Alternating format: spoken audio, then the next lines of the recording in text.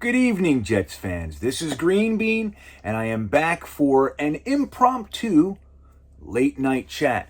See, I'm inspired tonight. It wasn't on my schedule for tonight, but something just happened that I have to talk about. I promise I'll make it quick right after I say, could you please sub to my channel, please? If you get the opportunity, give me a like, give me a sub. It means the world. If you have a chance, follow me on Instagram as well, Green Bean the Jets fan. And if you want to see all my musings on Twitter, Being the Jets fan over there. And I also am on Jetnation daily, Jetnation YouTube page and Jetnation.com. So, one quarterback's off the market. I know you know who it is already. It's Matthew Stafford. Matthew Stafford, the longtime Detroit Lions quarterback, the guy who was taken as the only quarterback before Mark Sanchez in the 2009 NFL draft, is going from the Detroit Lions to the Los Angeles Rams. Crazy. Now, we all knew that Stafford was more than likely going to be traded. Earlier this week, they released that Stafford and the Lions had agreed to part ways. Initially, I thought that meant that they cut him, which I thought was just the stupidest thing in the world. But then I found out that they were not that stupid, and that was just me, which is not the most rare of occurrences over here in Beanland. But so we have the Matthew Stafford trade. He's traded to the Rams.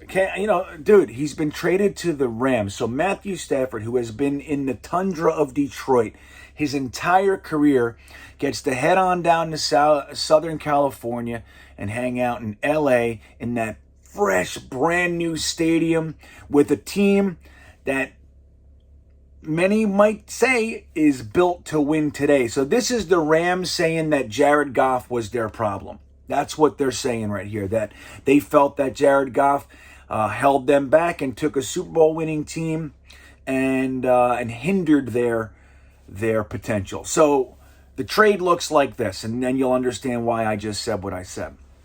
So the Detroit Lions get, so the Rams get Matthew Stafford. Yep, that's it. So they get Matthew Stafford, and the Rams are giving to the Lions quarterback Jarod Goff. Starting quarterback, has been to the Super Bowl, been to the playoffs. They get a third-round pick in 2021. They don't get a first. And you want to know why that is? Because the Rams don't have one. They traded it to the Jaguars to get Jalen Ramsey. So don't forget, they gave them their last two first-round picks for Jalen Ramsey. So they're not, this will be 4 years in a row that they're not going to have a first-round pick. And hold on, I'm getting ahead of myself. So they give the Detroit Lions a third and Jarod Goff this year. Next year, they give the Lions their first.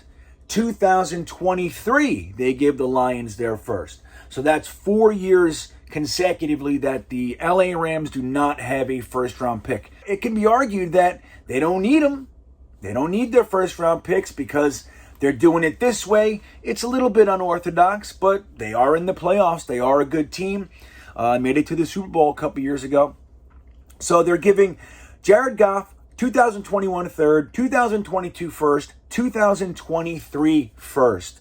So let me say my initial thoughts. I'm just going to give it to you straight. I'm going to give it to you without much thought. This is just me talking. Detroit got the deal of the century. I'm going to tell you right now. I like Matthew Stafford. He's been one of my favorite quarterbacks in the league for a long time.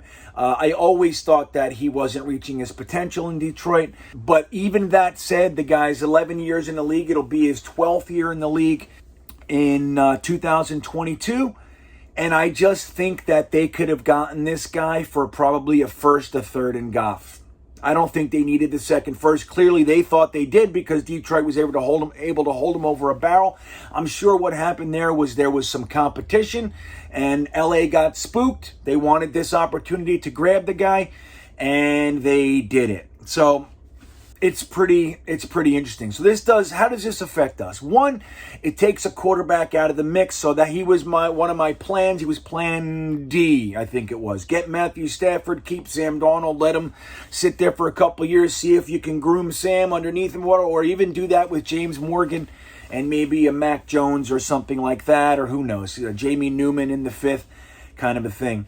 So it also, though, takes a team that was in the quarterback market off of the list. Now, nobody really knew the Rams were in the quarterback market, but clearly, if they would grab Matthew Stafford, they were probably calling the Texans as well. So it gets them out of the mix. So that's a potentially good thing. Now, what I will close with is this. I think that the Rams overpaid. I wouldn't have given more than a first and third for Matthew Stafford. Maybe a first, third, and hey, take Goff. Take a starting quarterback, a first and a third. I think that the Detroit Lions and Dan Campbell in his first move, I mean, I know he's not the GM, but this could be his impact. He comes on board and says, hey, I don't want Matthew Stafford. And he inspired this move when it can get 2 first-round picks, a third-round pick, and a starting quarterback to hold him over for a little bit. And Jarod Goff isn't the worst quarterback in the league, you know what I mean? So he's probably a nice placeholder for a little while. I think they did a damn good job. This was great capital. The one difference between Matthew Stafford and Deshaun Watson, outside of age, 7 years in the league, is no trade clause. So Matthew Stafford and Jarod Goff did not have them. Deshaun Watson does. That's a big deal, okay? So anyway, what do you guys think about this? Did you want Matthew Stafford? Is that what you wanted? Are you upset? Are you happy? Do you think Detroit got a great deal? Do you think the Rams paid too much? Do you think they could have gotten more up there in Detroit? What do you think? Let me know in the comments. Have a great night, everybody. Be safe out there, and go Jets.